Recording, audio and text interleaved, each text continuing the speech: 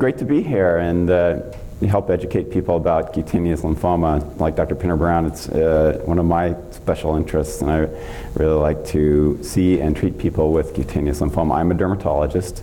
I work at the Chow Family Comprehensive Cancer Center there, where Dr. Pinner Brown is now located. And I want to say that we're very excited and happy to have Dr. Pinner Brown at UCI. You know, we considered a major addition to our faculty, so we're very happy to have her there.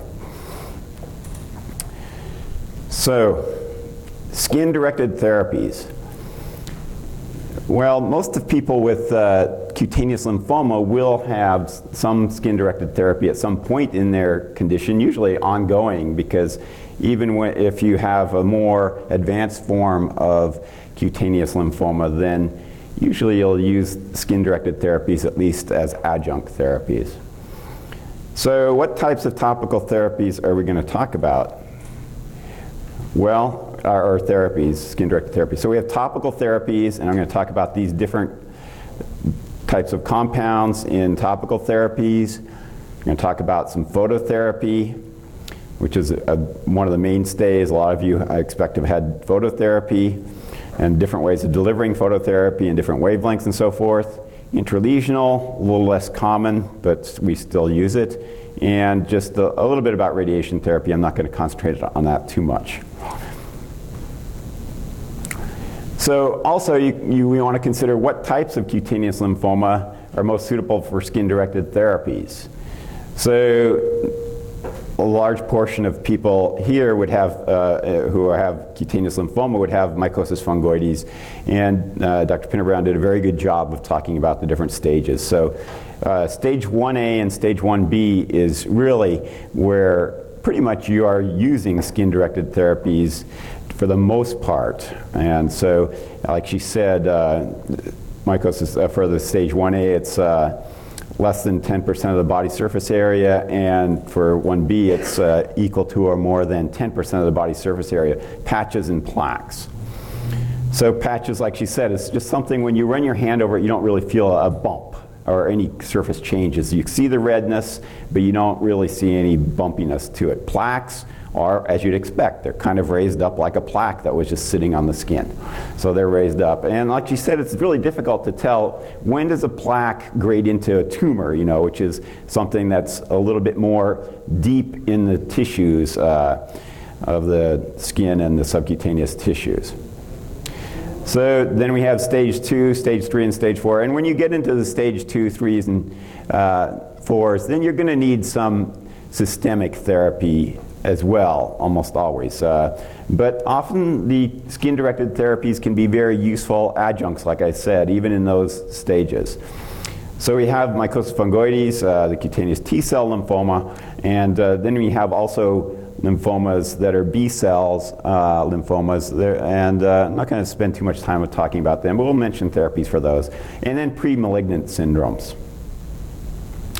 So this is pretty much a classic picture of patch plaque mycosis fungoides, where you have arcuate, sort of arcuate to annular erythematous patches. Erythematous means red to pink. And the plaques, like I say, if you ran your finger over that, you could feel a little bit of a bumpiness to that. That would be a plaque. Looks like there's some plaque areas here on this part. But this would be an ideal candidate if this is all they had for skin-directed therapy. This is a person with the stage 4, the Sézary syndrome, where it's in the blood, but you also get this generalized redness. Often this shows some areas where it's not so red, but most of the time they're just kind of bright red throughout. It's kind of more diffuse bright red. Again, this can be used, usually you're going to need some systemic therapy, and we're going to talk more in the future, later in the day about that. But also sometimes skin therapies can help. So this shows the different type of lymphoma here, this little nodule in the skin. This is a B-cell lymphoma. Oftentimes these are quite large nodules. This is actually pretty small, and this is behind, looks like it's in front of the ear there. I guess it's in front of the ear. But they're usually, they can either just be underneath the skin, so you don't really see much surface changes. This one has some kind of shininess to the surface, and it's red. Sometimes they're just lumps that are sitting right underneath the skin, the B-cell lymphomas. So those are suitable for skin-directed therapies as well sometimes. But again, usually these would be treated as radiation. You can cut out B cells, but radiation is usually the way of treating these. And if the B-cell lymphoma gets more advanced and then just one little knot in the skin, then you're going to need systemic therapy, Dr. Pinner-Brown's area of expertise. Then you have things like the pre-malignant conditions like lymphomatoid papulosis. In lymphomatoid papulosis, you get these lymph cells that are collecting in these little bright red. They're usually very bright red. They come in crops. A person will get a lot of them, and they'll kind of die down for a while, and they'll get another crop. They can be widely spread throughout the body. And we consider this to be a pre-malignant condition that can lead to primary cutaneous anaplastic large cell lymphoma. And it can also transform into mycosis fungoides. I have one patient who started out with the lymphomatoid papulosis, and then a little bit later, a few years later, they developed mycosis fungoides, and the lymphomatoid papulosis kind of went away in between that with therapy. And then the lymphomatoid papulosis came back on top of the mycosis fungoides, and so this is, again, we can do some skin-directed therapies for this, but methotrexate actually is the best for this in general. The lymphomatoid papulosis, after it,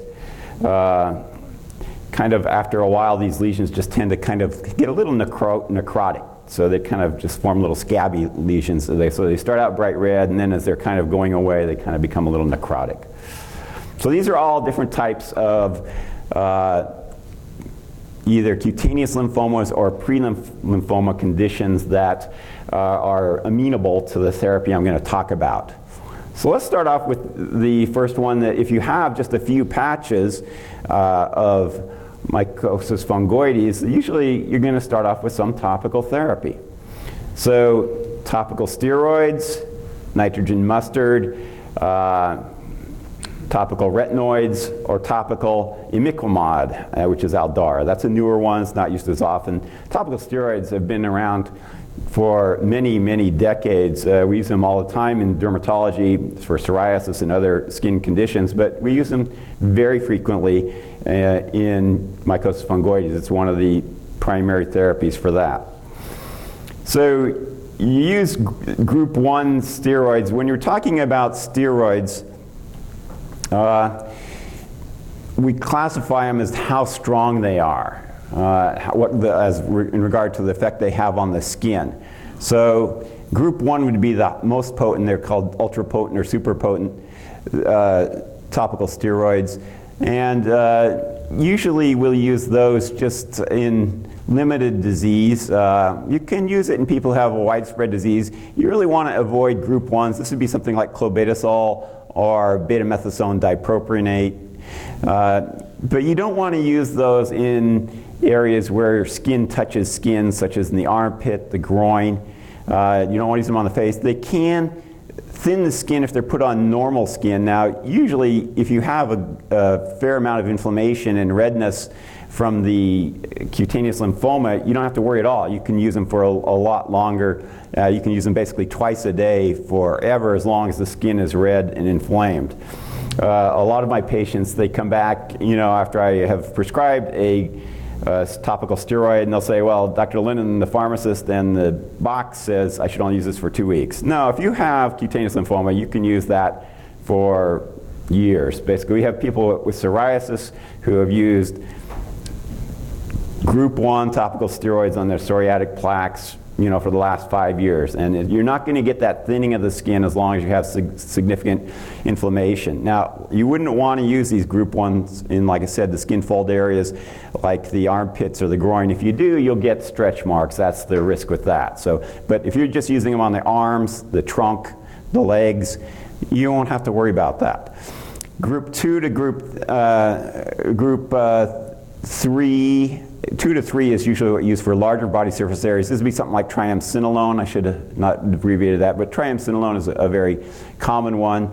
And again, we use that for widespread disease, and you can use that in the more sensitive areas like the face, the groin, and the armpits. So moving off from topical steroids, another one which we use is topical nitrogen mustard. This is often, in the past, has been compounded. Now we have Valchlor, which is an FDA-approved version of it. I like it because I think it's a little bit more standardized than the compounding. You kind of have to rely on the compounder, and everyone kind of mixes up a little bit differently, and there are different ways of mixing it up. But Valchlor is FDA approved for treating it, so that's pretty much what I'm using now. Bcnu is carmustine. That's another mustard family type of agent. So they block DNA synthesis. If they're given systemically, like IV, they're chemotherapeutic agents, but you can just use them on the skin. They're for patch or early plaque stage. They're usually for stage 1A disease and 1B disease. So if you're getting a large body surface area, you're probably going to want to go to something else. The main drawback with these is they can cause significant irritation of the skin. And also you can get some systemic absorption if you're putting them all over your body, and then you're going to get the same side effects as if you were getting it IV. So we usually use this in local disease. It's a very useful agent. I do like it. There are some people who have the feeling that if you have just a localized disease, very minor disease, that if you use topical nitrogen mustard, you can actually get cure of the cutaneous T-cell lymphoma. We usually, in cutaneous T-cell lymphoma, we talk more of controlling the disease long term. That's controversial. I have had a couple people, though, not most, but a couple people who had limited disease, and I do believe the biopsies were accurate in saying they had mycosis fungoides, where I had them use the topical nitrogen mustard, and it caused the disease to go into remission, and it has not come back after many years, so maybe it did cure those people. Like I said, that's a controversial subject, and there's not a lot of clinical trials on that to support that. Retinoids, so topical retinoids. Retinoids are vitamin A derivatives. So there are different ones. There's topical, there's targretin, you can give targretin either systemically or topically. There's two formulations, and I'm sure Dr. Pinter-Brown is going to talk about the targretin orally at some point because it's very useful. It's another mainstay. You can use the retinoids, such as the pan-retin and so forth, topically as well, the vitamin A derivatives. It is very expensive. It can be useful in some patients. Some patients will respond better to the vitamin A derivatives than other ones for whatever reason, because each cancer can be just a little bit different than the other, different set of genes that are aberrantly behaving and so forth. So in some people, I will try this and it will be okay for topical therapies, but it's very expensive therapy. And like I said, the systemic form is how we often use it, and it's very useful there. So those are the main topical agents we use: topical steroids, topical nitrogen mustard compounds, and topical retinoids. Now we're going on to another skin-directed therapy. This is phototherapy. And again, this is one of the mainstays of treating stage 1A and 1B disease. So you can break this down into different categories. You have Uvb phototherapy, PUVA, and excimer laser phototherapy. So there are different ways of delivering this light. You can go in a booth. You can kind of have these units that you can treat the hand and feet with, because oftentimes people with mycosis fungoides will have pretty severe hand and foot problems, involvement, so that they have trouble walking, they have trouble grasping things and using their hands at work and so forth. A lot of these people, unless you adequately treat their disease in the hands, are not able to work. Bath PUVA, instead of taking capsules to sensitize yourself, and we're going to talk about PUVA a little bit more, you can actually take a bath. And then there's this excimer laser, and we'll talk about that.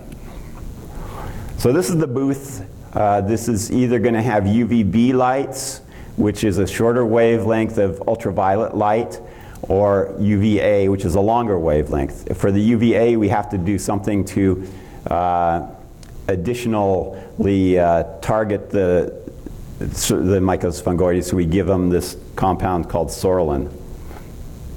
But I'm sure a fair number of you who are patients with the cutaneous T-cell lymphoma are very familiar with these booths, because that's what we use. And you go in there for a few minutes, for a few seconds on up to a few minutes, and you do that 2 to 3 times a week, and you gradually taper off and so forth as you get better. So ultraviolet B, I should say UVB, not UBV. Broadband and narrowband. So broadband just means there's a wide variety of wavelengths in the UVB range that are active. And for patch stage, so if you just have very thin lesions, you don't have the thick plaques, it can be pretty good. You can get similar results to PUVA. We usually start off with this because it's less troublesome than the PUVA. The PUVA, you have to take the capsule. Some people get nauseous with the capsule. They kind of feel a little off. The capsule also makes you sensitive to the sun, so you have to stay out of the sun for about 24 hours after you take that capsule. So we usually, if they have patch stage or thin plaques, we'll usually start off with UVB. And it'll work. If that doesn't work, then we go on to the next one. So PUVA. PUVA stands for Psoralen plus UVA. So Psoralen is a capsule, like I say, usually you can do bath PUVA where you actually soak in a solution of the Psoralen prior to getting the UVA. So early patch and plaque resistant to topical treatment. So, you know, if you're treating someone with one of the topical therapies, even if they have limited amount, you might want to go to PUVA because it penetrates a little bit deeper than topicals. Or if they have too much for really managing by putting creams on the skin, then you go to the phototherapies. And it actually has some pretty good numbers. Like I say, it's a little bit more of a commitment because you have to take the pills, then you have to watch the sunlight and so forth. But it's a very valuable therapy. These are some of the Psoralens. There are different ones. These are all molecules that will absorb ultraviolet light and form different types of compounds that will basically attack the cells that are going, the T cells that are not behaving properly.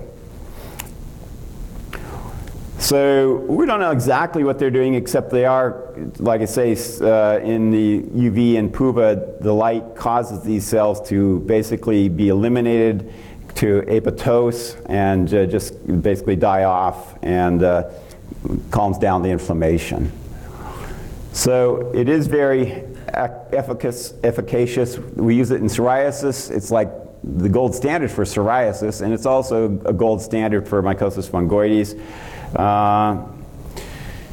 So oftentimes we do what we call re-PUVA or re-narrowband UVB. So re stands for retinoids here. So you'll use either systemic or topical retinoids along with the light, and they actually seem to be synergistic. So if you might go on bexarotene, the targretin, and you do light therapy along with it, or one of the other retinoids, or you can use the topical retinoids with it.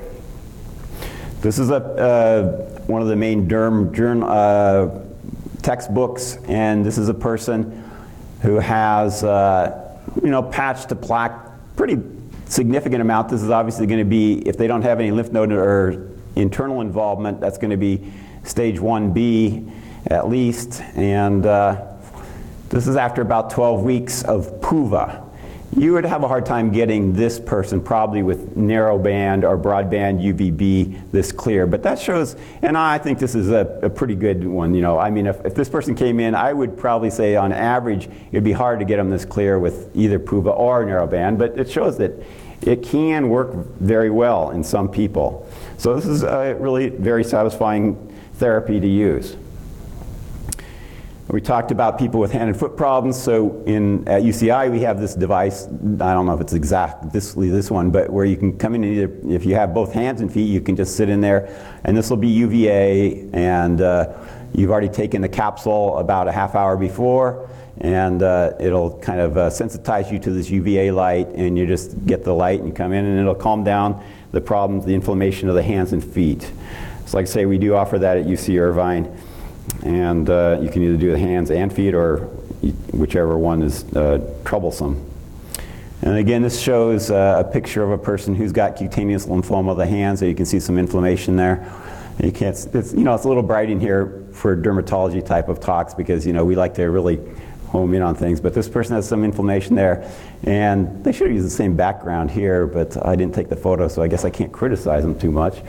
But you can see it cleared it up. This is with hand PUVA. So it can be a very useful therapy. And this is the other way of delivering the light. This is with the excimer laser. So this is a laser that is this is ultraviolet, again, this is ultraviolet B. So it's just a different way of delivering ultraviolet B. And you have this hand piece here, the light comes out of there. That's actually some guide light there. I mean, this is green light, and the ultraviolet B, you don't really see that. Your eye's not sensitive to the ultraviolet light, so you're not actually seeing the light that's doing the work there. And we use this for people who just have a few patches. You know, you don't want to subject their whole body to ultraviolet light because ultraviolet light does have slight risk of skin cancer, particularly PUVA a little bit more. PUVA can cause some changes in the skin as far as coloration and so forth. But if they just have a few patches left or just a few patches overall, we do like this excimer laser, and it's very useful therapy that's come out. So we do have that also at UC Irvine, and we use that every day. We basically have clinic, we have people coming in for this type of light therapy. But if they have a significant amount of body surface area, usually just go in the booth. I don't think this has any advantage. It is just UVB. It's just a different way, a more localized way of delivering UVB light. So intralesional therapy,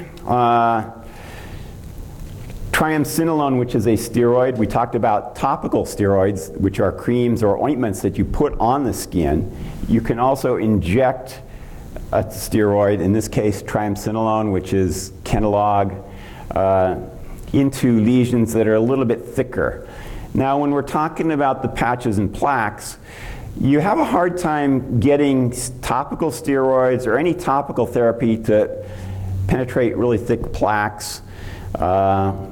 And also the light therapies, the narrowband UVB will only really do much for plaques or patches. And for plaques or really thick plaques, even the PUVA takes a long time to work, but it basically has to kind of work from the outside in because it doesn't have that depth of penetration. If you have a pretty thick plaque of cutaneous lymphoma, you're going to have a hard time getting the light very deep in that. So it kind of gradually will settle down from the outside in. But if you have a particularly thick area, sometimes we'll inject Kenalog into those areas. And that can be useful. We don't use it that often. Certainly the other therapies I've mentioned are much more common than the intralesional therapies, but it can be done. There's also interferon. Interferon is in a cytokine, a molecule that is involved in immune activation and so forth. In this case, it just seems to calm down the cells that are, and eliminate the cells that are causing the cutaneous T-cell lymphoma. This can be used IV, so systemically you can get infusions of it, but you can also inject it. Usually if we're going to inject interferon, it's going to be into some recalcitrant tumors. And we don't use it, I don't use it very often, but you can inject interferon into tumors. Usually if you have just an isolated tumor, it would certainly probably be in Dr. Pinner Brown's domain of using some systemic therapy for it.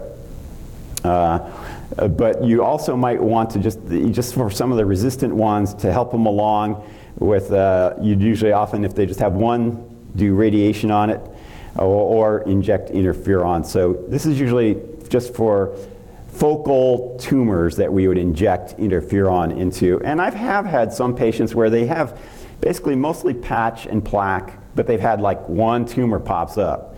What are you going to do? Are you going to put them on some major therapy for that? Well, we'd often do targretin or methotrexate or something like that, but sometimes those just don't seem to cut it with like this one tumor. So then oftentimes you'll radiate that. But I have had it where they radiated it and it went away, but then it came back in the same area. Well, you can only administer so much radiation to one particular area. So what we end up doing then is maybe injecting interferon into this area. So it can be useful intralesionally. So that means injecting into the tumor itself. More common to use triamcinolone though for the plaques.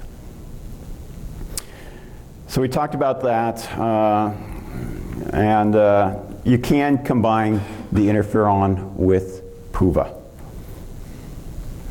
Radiation therapy. This is skin-directed.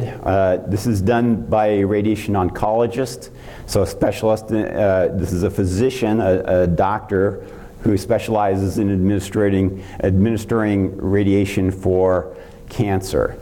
So we already talked about the focal or localized application of it. If you just have resistant tumors and you're already on some good systemic therapies, then it can be useful for getting rid of them. Like I say, I've had 1 or 2 patients where they've just popped up with 1 or 2 tumors. We radiated that tumor, and you kind of hold your breath because that is a condition where it makes you a little bit more prognosis to progress to more severe disease and more involvement of the internal organs and so forth. But they are doing fine years after that, and that was their whole extent of tumors, and it was controlled with the radiation. And then there's something called total body skin irradiation, where you basically get radiated over your whole skin. It's not so common anymore. It was kind of went through a fad. Usually if you're going to need that, we have other systemic medicines that Dr. Pinner-Brown will talk about that are useful in controlling it. So that still is offered in some people, but it's not very common anymore. So this, again, just shows a person with a patch of cutaneous T-cell lymphoma. If you go to many of these meetings, you see a lot of pictures of butts. And why is that? You know, do we have some fetish with taking pictures of patients' rear ends? No, actually, what it is that cutaneous lymphoma tends to start out in doubly covered areas, and that's where it's most common. So that would be in the underwear area usually. So if you're going to have, if you told me there's a patient that has mycosis fungoides, they only have a few patches, where are those patches going to be located? I'd say in the underwear area, you know, somewhere around this location. So when I was looking for photos actually to add into this talk, it struck me how many pictures of the rear end were out there, because that's where it occurs. But anyway, that's patch stage. So we could use all the different therapies we talked about for this. You know, topical, you could use topical steroids, topical retinoids, topical nitrogen mustard for this. You could use phototherapy. If they just had one little patch like this, you could use the Excimer. You could put them in a light booth, and so forth. Now, if you're getting here, you know, this is a tumor. You know, it's a little bit thick for a plaque. Well, how are we going to attack that? Well, like I say, you're probably going to want to use some systemic therapy that Dr. Pinner-Brown uses, like methotrexate or bexarotene or something even more than that. But you could use steroids. I would use steroids on it, but you're probably not going to get it to go, you are not going to get it to go away just with steroids, either intralesional or topical. But you might do that because it might keep it from getting even worse on the outside or spreading a little bit. And you might inject it with some Kenalog, or you might inject it with some Interferon. But this might be a good one to do radiation on if they were already on some pretty good systemic therapies and this is the only tumor they had. Then you might go to radiation with something like that. And that would probably be very efficacious. But like I say, you kind of have to be careful in using radiation because you can only do it basically once or twice to any particular area. So you want to try other therapies in a way of controlling the disease otherwise. So in summary, we talked about the different skin-directed therapies. We talked about the topical therapies, things you actually apply right on the top of the skin. So steroids, the nitrogen mustard, Bcnu, Valchlor is one type that is FDA approved for that. Topical retinoids, topical imiquimod, which is Aldara. I didn't talk about that too much, but that is another one. It's just another cream you can put on the skin. And it's a little bit on the expensive side as well. I would usually try nitrogen mustard first. If that didn't work, then I would try the imiquimod. Phototherapy, we have the different classes. You have UVB and PUVA. So this one is the UVB wavelengths, and this is the UVA wavelength, but you need a Psoralen with it. That's the P in PUVA. And the Excimer, which is another way of delivering UVB, but it is just UVB light. And then we talked about intralesional and radiation therapy. So that's what I have to talk about the skin-directed therapies, and I'd be glad to answer a couple of questions. It looks like we have time. So thank you very much.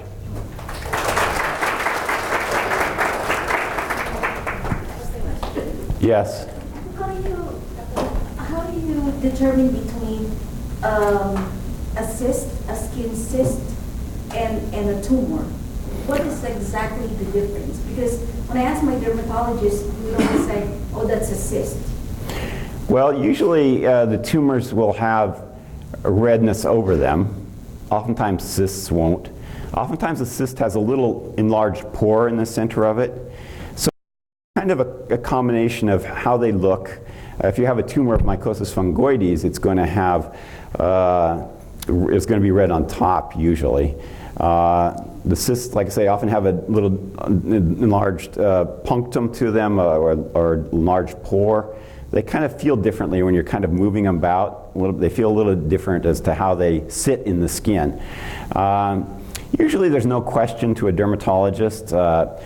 If there's any question, we can stick a needle in there and suck out some cells. And that's called fine needle aspiration. But usually we don't have to do that. Yes? With regards to what you were showing us about the underwear, the butts, and all that sort of thing, there was, what comes to mind is aerosols, commercial soaps, detergents over the years, tanning, lotions. Could that enhance mycosis fungoides? Well, the main, so you're getting at, well, why is it in that area? We don't think it has to do with chemical exposure per se. What we think it might be is that people don't get any sunlight in that area. You know, so it's we call it doubly covered. So basically no light is getting in that area. And the sunlight has UVA and UVB. So we think in a person who is predisposed to get the mycosis fungoides, in other parts of the body it might be being kept at bay from even popping up at all by sunlight. So, and that's why, you know, we think that the person would get it anyway, but if they, the reason they're getting it in that area is because they're not getting sunlight to combat it elsewhere. Yes? If you're treating a small early lesion with phototherapy, do you direct the phototherapy just at the lesion, or do you treat the whole body? And then if you're doing maintenance, if it goes away, because it can come back anywhere, would you treat the whole body or just that one area? Usually we'll just treat that area. Just that area? Yes. Now, I have people who have a fair amount of disease that, you know, so they're in the light booth. And we do it 2 to 3 times a week, and we get it under control so it goes into remission, like that one slide I showed. And then we gradually taper off to once a week, then taper down to once every other week. And if it was just in one area, would you just do maintenance on that one area, or would you treat the whole body? Well, usually we would stop the light therapy, you know, when it's clear, because then they will usually maintain be in remission for anywhere from about 3 months to 2 years. Now, the average is about 4 to 6 months or something.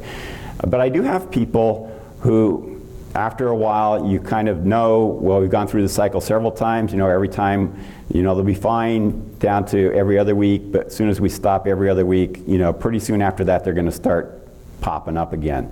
So on those people, we'll usually just keep them at every other week long term with the phototherapy. And so we keep it in remission that way. Yes, you had a question? I have a question about topical steroid therapy. So I think maybe many of us as patients try to seek a second opinion. So we'll go to another facility. But if the treatment that's suggested by the 2 facilities don't agree, what is a patient to do? So, for example, with the topical steroids, one facility said, okay, let's try the topical steroids. The other facility said, you know what, it's better to leave it alone and just apply it when it's aggravated or red. Well, that comes about, you know, not because one doctor is better than the other, because we don't know a lot, we haven't had a lot of trials to tell us, well, if you treat the mycosis fungoides, and just keep it under remission all the time, is that going to be better than just kind of controlling it at a lesser level? I think there is some epidemiologic evidence out of Scandinavia that would state that treating cutaneous T-cell lymphoma can possibly keep it from advancing through to a more advanced stage and so forth. But it's not slam dunk, and certainly it is controversial. There are people that say, well, there's no study showing that if you treat mycosis fungoides, you're going to affect the natural course of the disease. I mean, certainly there are people who are quite miserable with it, with stage 1A or stage 1B disease, and you want to treat those people. But so I think it just it shows a lack of our knowledge, as physicians. So I don't think either of those particularly would be wrong, as far as points to take. Yes? A couple of questions. One is, if I heard you correctly, one option for treatment is the combination of retinoids with light treatment. Right. Is that right? So I'm curious about that. Just generally speaking, people who take like Retin A are told to stay out of the light. So what are the long-term effects of the retinoids with the light treatment? We don't think there are any long-term adverse effects of the retinoids with phototherapy. And it's amazing how, when you talk about general knowledge of medicine, I'm always amazed at how much of the public is aware of don't use Retin A and mix it with sunlight, But really, as dermatologists, we don't worry about that at all, because what does Retin A do? How does it make you sun sensitive? Well, when you use a topical retinoid, one of the effects it has is it removes the outer dead layer of skin cells. It's called the stratum corneum. So on all your surface of your skin, you have this outer dead layer of cells, and that actually has an SPF of about 2. And so when you use Retin A and you remove that, well, that means you're going to sunburn about twice as fast. So it doesn't really mean like, oh, the Retin A is on the skin and the sun's coming down and activating into some horrible compound. No, all you're doing is you don't have the dead layer of skin cells there, so it's going to make you more sun sensitive that way. So it really doesn't hurt you anymore, except it does make you more sun sensitive, risk sunburn, and sun is not good in general. Just a follow-up question. I don't know how many other patients have had this experience where you don't have access to a light box, and so you're directed to go to a tanning bed. And I'm just curious about your opinion of tanning beds and how they can be used safely for treatment. Well, tanning beds are UVA. They're regulated by the state because UVB is a little bit more carcinogenic, and it's also a little bit trickier. UVA is good at tanning. It's not that good at doing controlling the disease. That's why we add the Psoralen to it. So UVA alone is not as good, but I mean there are people who it's enough. It gets them the response they need. So I think it would be okay to do that. There are also home phototherapy units that sometimes insurance will pay for, and so forth. But and so I would not say it's usually not optimal. It's much better to get either the PUVA or the narrowband or broadband UVB. But phototherapy boots or tanning boots can be somewhat helpful in the disease. Yes? Now, the dermatologist would always say, because I always ask, okay, it's 3 times a week, your treatment, and he says that we will decrease it at a certain point. And when you ask the dermatologist, is it time for me to decrease the treatment, it kind of left it up to me. Like, how are you feeling? How do you determine how often the treatment would be? I guess supposedly it's based on your lesions, right? Yeah, how I determine it is usually I will put a person on 2 to 3 times a week. You're not going to, if you can only come in, I tell them, if you can only come in once a week, we're probably not going to be, it's not a therapy for you because you're just not going to improve enough. It's you're either going to be maintained, so you might not get new ones, but you're probably not going to improve at once a week. So if you can do 2 or 3 times a week, so we start off at that, and then they'll get better. But at some point, they'll plateau. I mean, they'll either clear up or this is as good as they're getting and they haven't gotten any better in the last 2 or 3 months. Well then, at that point, when you're basically as good as you're going to get with that phototherapy, then I will say, okay, well let's try once a week, or you know, if they're on 3 times a week, I'll say twice a week, or if they're on twice a week, I'll say once a week.